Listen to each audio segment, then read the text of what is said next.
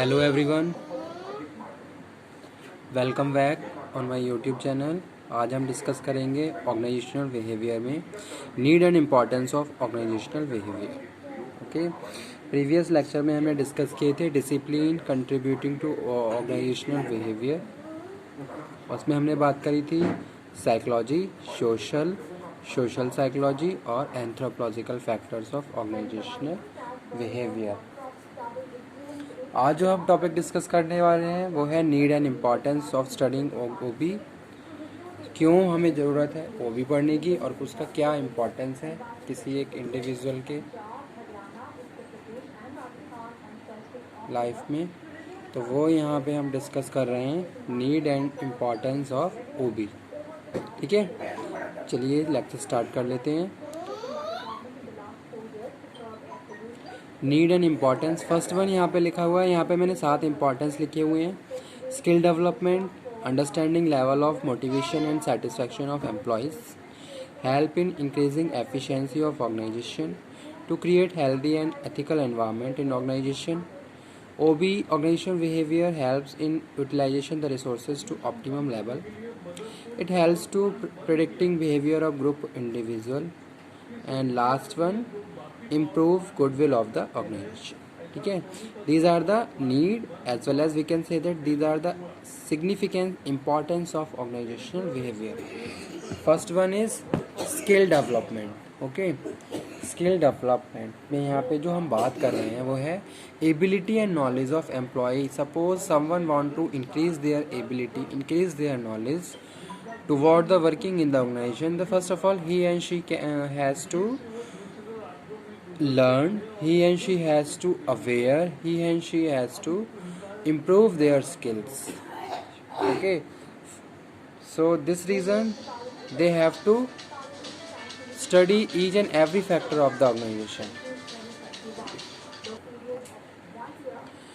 तो skill development तभी हो सकता है जब हम अपनी knowledge, ability and knowledge of employee, ठीक है, हमें क्या करना है, ऑर्गेनाइजेशन के हर एक फैक्टर को प्रॉपरली स्टडी करना है। ओके, और अगर हम इस तरीके से ऑर्गेनाइजेशन को स्टडी कर रहे हैं तो इस तरीके से हम अपने स्किल्स को और ज़्यादा डेवलप कर सकते हैं। Okay, in each and every condition you will experience a new thing, that thing create and develop your skills. Okay, जैसे कि हम बात करते हैं मैनेजरियल स्किल्स की बात करते हैं, तो मैनेजरियल स्किल्स को किस तरीके से इम्प्रूव करता है, by experience day to day activities and day to day things in the organization में वो जो भी डे टू डे काम कर रहा है, वो जो भी एक्टिविटी परफॉर्म कर रहा है, कहीं ना कहीं ये सारी चीज़ें उसके मैनेजर स्किल्स को और ज़्यादा इम्प्रूव कर रही हैं, उसकी एबिलिटी, उसकी नॉलेज को और ज़्यादा डेवलप करती हैं। तो पहली चीज़ यही है, इम्पॉर्टेंस यही है। अगर आप ओबी को स्टडी कर रहे हो तो पहला इम्पॉर्टेंस यही है, आपकी स्किल डेवलप हो रही है। ठीक है, और अगर इसको हम बात करें नीड में, तो स्किल डेवलपमेंट के लिए हमें क्या करना है, हमें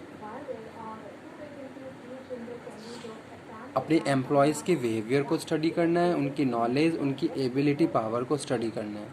ठीक है, तो पहला यही है नीड एंड इम्पॉर्टेंस में skill development. You want to increase your skills, you want to develop your skills, that's why you are studying OB. OB के हर एक फैक्टर्स को जब आप पढ़ लोगे, उसको समझ लोगे, तब जाके आपको हर एक एक्टिविटीज़ को आप अच्छे से परफॉर्म कर सकते हैं। क्योंकि आपने क्या करा, OB को स्टडी करके लोगों के बिहेवियर को स्टडी करा, ग्रुप के बिहेवियर को स्टडी करा, ओवरऑल ऑर्गेनाइजेशन के हर फैक्टर को आप प्रॉपरली स्टडी कर रहे हो। ठीक है, तो ये सारी चीज़ें कहीं ना कहीं आपको कैपेबल बना रही हैं कि आप किसी ऑर्गेनाइजेशन में लॉन्ग टाइम तक सस्टेन रह सकते हो। अपने जो भी, अगर आप एक पर्टिकुलर पोजीशन पे काम कर रहे हो तो अपने फंक्शंस बहुत अच्छे से परफॉर्म कर सकते हो, क्योंकि हर चीज़ आपको प्रॉपरली समझ में आ गई है, पता चल गई है। तो यही यहाँ पे हम बात कर रहे हैं। तो हमारा जो पहला इम्पॉर्टेंस था स्टडी ऑफ ओबी, यही है स्किल डेवलपमेंट। ओके, सेकंड यहाँ पे हम बात कर रहे हैं understanding level of motivation and satisfaction of employees. ठीक है, तो क्यों ज़रूरत है हमें ओबी पढ़ने की, हमें ओबी स्टडी करने की, ये नीड है कि हम लोगों के बिहेवियर को स्टडी करते हैं। लोगों के बिहेवियर को स्टडी करके हम उनके मोटिवेशन लेवल को एनालिसिस करते हैं कि भाई कौन एम्प्लॉय किस तरीके से मोटिवेट हो सकता है। भाई अब किसी को कंपनसेशन चाहिए, किसी को अदर बेनिफिट चाहिए, यानी कि ओबी को स्टडी करके हम हर एम्प्लॉय के उनकी जो अलग अलग मोटिवेशन लेवल है, यानी कि हम किस तरीके से किन किन तरीक़ों से किस किस एम्प्लॉय को हम सेटिस्फाई कर सकते हैं, उनको मोटिवेट कर सकते हैं। तो ये सारी चीज़ें हमें तभी पता चलेंगी जब हमने ओबी को पढ़ा। ठीक है, तो ओबी पढ़ने की एक इम्पॉर्टेंस ये भी है कि ओबी को अंडरस्टैंड, ओबी को स्टडी करके हम लोगों के मोटिवेशन लेवल को प्रॉपरली अंडरस्टैंड कर सकते हैं, साथ के साथ सेटिस्फैक्शन ऑफ एम्प्लॉयज़ ऑल्सो। ठीक है, यानी कि कोई एम्प्लॉय अगर सेटिस्फाई हम कह रहे हैं तो वो किस तरीके से सेटिस्फाई हो पा रहा है। ठीक है, कौन कौन से फैक्टर्स हैं जिनकी वजह से हम कह सकते हैं कि हाँ एक एम्प्लॉय सेटिस्फाई है, या फिर जैसे सपोज़ कोई एम्प्लॉय, किसी एम्प्लॉय को गुड वर्किंग कंडीशन चाहिए, किसी एम्प्लॉय को प्रमोशन चाहिए, किसी एम्प्लॉय को अच्छी सैलरी चाहिए, अच्छी सैलरी लेके वो सेटिस्फाई हो रहा है। कोई एम्प्लॉय ऐसा है कि उसे न्यू टास्क चाहिए डेली, ठीक है, तब वो जाके अपनी जॉब से सेटिस्फाई है। तो ये सारी चीज़ें हम बात कर रहे हैं अंडर स्टडी ओबी। तो एक इम्पॉर्टेंस यहाँ पे ये भी है, understanding level of motivation and satisfaction of employee. ये सब चीज़ें हम तभी आइडेंटिफाई कर सकते हैं जब हमने ओबी को प्रॉपरली पढ़ा, उसको अंडरस्टैंड किया। ठीक है, यानी कि हम लोगों के बिहेवियर को प्रॉपरली जज कर रहे हैं, अंडरस्टैंड कर रहे हैं, प्रेडिक्ट कर रहे हैं, और उसके बाद हम ये फाइंड आउट कर रहे हैं कि भाई हम इस तरीके के इन एम्प्लॉय को, इस टाइप के एम्प्लॉय को इस तरीके से मोटिवेट कर सकते हैं और इस तरीके से उनके जॉब सेटिस्फैक्शन तक उनको पहुंचा सकते हैं। ठीक है, नेक्स्ट वन स्टूडेंट यहाँ पे लिखा हुआ है help in increasing efficiency of organization. आप अपनी ऑर्गेनाइजेशन की एफिशिएंसी को बढ़ाना चाहते हो तो उसके लिए आपको क्या करना है, सबसे पहले हर एक फैक्टर को प्रॉपरली कंसीडर करना होगा, हर एक एलिमेंट के बारे में आपको प्रॉपरली प्लानिंग करनी होगी। जैसे यहाँ पे हम बात कर रहे हैं टास्क, प्यूपिल, स्ट्रक्चर, टेक्नोलॉजी, हर चीज़ आपको प्रॉपरली पता होनी चाहिए। इस तरीके से आप उन सारी चीज़ों के लिए बेटर प्लानिंग करके उनको बेटर कंट्रोल कर सकते हो। तो ये सारी चीज़ें कहीं ना कहीं हमारी एफिशिएंसी को बढ़ाती हैं। ठीक है, तो इसीलिए यहाँ पे लिखा हुआ है help in increasing efficiency of organization, यानी कि किस तरीके से आप कम से कम कॉस्ट को लगा के ज़्यादा से ज़्यादा बेनिफिट गेन कर सकते हो। ये सब चीज़ें हम अंडरस्टैंड कर रहे हैं किसमें, ओबी में, और इसीलिए यहाँ पे लिखा हुआ है इम्पॉर्टेंस ऑफ ऑर्गेनाइजेशन बिहेवियर में helps in increasing efficiency of organization. अब आपने लोगों के जो भी आपके एम्प्लॉयज़ में एम्प्लॉय ऑर्गेनाइजेशन में काम कर रहे हैं उनके बिहेवियर को स्टडी कर लिया। ठीक है, आपने ये फाइंड आउट कर लिया भाई कौन सा पर्सन किस टास्क में कंफर्ट है या कौन पर्सन किस टास्क में स्पेशलाइज है। तो इस तरीके से अगर आपने वो सारी चीज़ें फाइंड आउट कर ली तो आप उसी के हिसाब से उनको वर्क डिवाइड करोगे, उनको वर्क टास्क असाइन करोगे। तो कहीं ना कहीं ये सब चीज़ें आपकी एफिशिएंसी को और ज़्यादा बढ़ा देती हैं। कम टाइम वेस्ट करते हुए आप ज़्यादा से ज़्यादा अपने ऑब्जेक्टिव्स को अचीव कर सकते हो। तो स्टूडेंट यही हम यहाँ पे बात कर रहे हैं help in increasing efficiency of organization. Next one यहाँ पे हम बात कर रहे हैं to create healthy and ethical environment. ठीक है, आप अपनी ऑर्गेनाइजेशन में हेल्दी और एथिकल एनवायरनमेंट क्रिएट करना चाहते हैं, that's why you are studying OB, you need to study organizational behaviour. ठीक है, कैसे हो सकता है, प्रॉपरली कम्युनिकेशन है, प्रॉपरली हेल्दी एनवायरनमेंट तभी हो सकता है जब प्रॉपरली कम्युनिकेशन है और इंटरपर्सनल रिलेशन एम्प्लॉय और एम्प्लॉयर्स के हेल्दी हैं। ठीक है, तो वो यहाँ पे हम बात कर रहे हैं to create healthy and ethical environment in the organisation. Next one यहाँ पे स्टूडेंट लिखा हुआ है OB helps in utilisation the resources to optimum level. How can you optimum use organisation resources, that is depend on your skills, कि आप किस तरीके से आपके पास जो अवेलेबल रिसोर्स है उनको ऑप्टिमम यूज़ कर सकते हैं।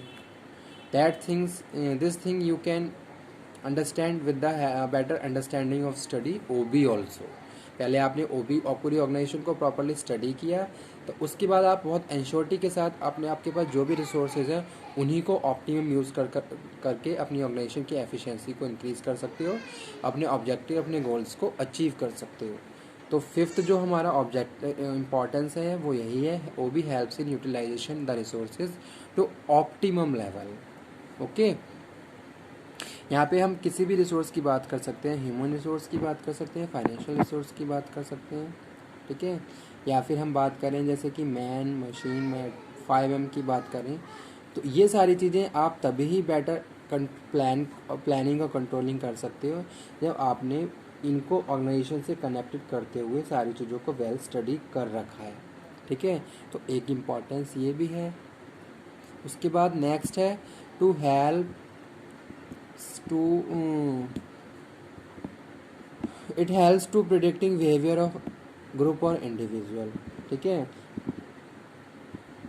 उसके बाद जो नेक्स्ट इम्पॉर्टेंस है या फिर नीड है कि भाई आप लोगों के बिहेवियर को पढ़ना चाहते हैं, उनके बिहेवियर को समझना चाहते हो। ठीक है, इसी तरीके से हम ग्रुप की बात करें तो आप ग्रुप को समझना चाहते हो, उनके बिहेवियर को स्टडी करना चाहते हो कि एक पर्टिकुलर ग्रुप किसी एक पर्टिकुलर सिचुएशन में किस तरीके से रिएक्ट करता है। अगर किसी इंडिविजुअल को कोई टास्क असाइन किया जा रहा है तो वो किस तरीके से उस सिचुएशन में बिहेव कर रहा है, ये सारी चीज़ें भी हम यहाँ बात कर रहे हैं to help to predicting behaviour of the individual. इस तरीके से आप लोगों के जो भी इंडिविजुअल हैं उनके बिहेवियर को अंडरस्टैंड कर सकते हैं, प्रेडिक्ट कर सकते हैं और कंट्रोल कर सकते हैं।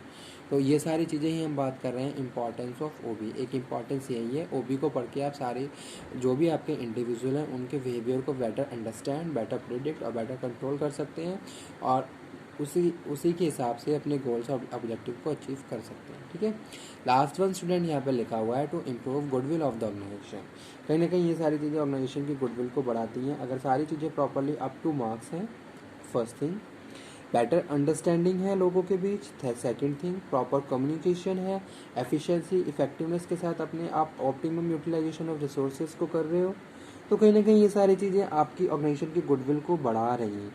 अगर आप बेटर परफॉर्मेंस कर आपकी हमेशा आ रही है तो कहीं ना कहीं मार्केट में आपकी पोजीशन अच्छी है, मार्केट में आपकी बहुत रैपो और आपकी गुडविल बनी हुई है क्योंकि आप बहुत एथिकल प्रैक्टिसेस को फॉलो करते हुए फेयर प्रैक्टिसेस ट्रांसपेरेंसी के साथ अपने वर्कर्स को फैसिलिटाइज कर रहे हो और अपने गोल्स अपने ऑब्जेक्टिव को अचीव कर रहे हो। ठीक है, तो स्टूडेंट आज का टॉपिक मैं यहीं पे फिनिश करता हूँ। नेक्स्ट टॉपिक में फिर मैं हाजिर रहूँगा। Okay, thank you very much.